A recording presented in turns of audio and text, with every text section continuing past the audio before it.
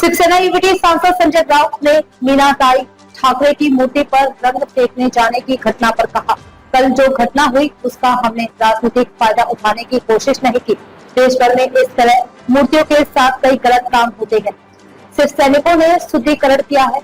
पागल लोग किसी भी जगह गुस्सा निकालते हैं, ऐसा व्यवहार केवल पागल लोग ही करते हैं। ते अशा पुतळ्यांवर स्मारकांवर त्या संदर्भात चुकीची कामं करत असतात। शिवसैनिकांनी काल माँसाहेबांच्या पुतळ्याचं शुद्धीकरण केलं, तो पुतळा स्वच्छ केला। आणि मला असं वाटतं की पोलिसांनी त्या संदर्भात तपास करून एका व्यक्तीला अटक केलेली आहे। हे असे माथे फिरू समाजामध्ये असतात, ते कोणताही राग कुठेही काढतात। मग कधी डॉक्टर बाबासाहेब आंबेडकर असतात, कधी